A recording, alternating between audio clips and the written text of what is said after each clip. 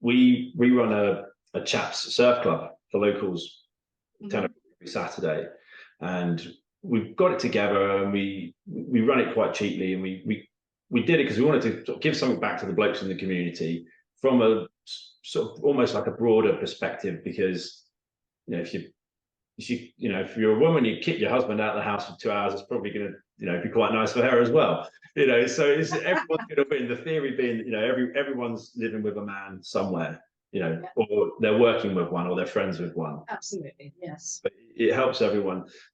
So we wanted to be a bit more sensitive to the mental health component, but we certainly aren't giving any mental health advice because we're not trained in that. We're taking people surfing, and the mental health component is the fact that you're getting a bunch of people together in a nice environment. We're setting a few standards of behaviour, which we never really had to even mention anyway, because everyone behaves so gentlemanly and very nice. Yeah. And they have a great time. They come up, and we started introducing a few other little things, and I thought I would introduce the journaling because it's such a light bulb moment. Yes. And it's such an easy one to get across.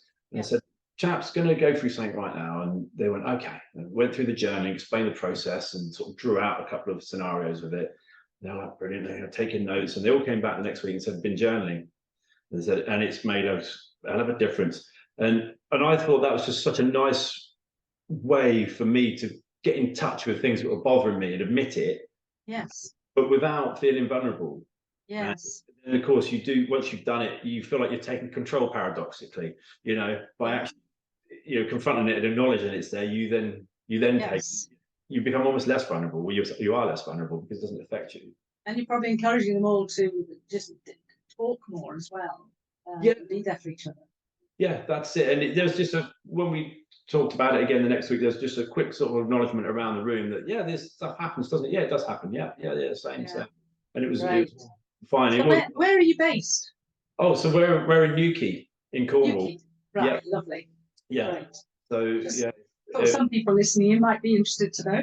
Absolutely, yeah. That's the only qualifying factor. You just have to live in Cornwall. That's it. Right. Be a bloke, and then you can join. So we've kept it for them. There aren't any men's surf clubs in Newquay. There's quite a few for women, and it's been always the way. Well, there's loads of blokes surfing. Why do they need a club?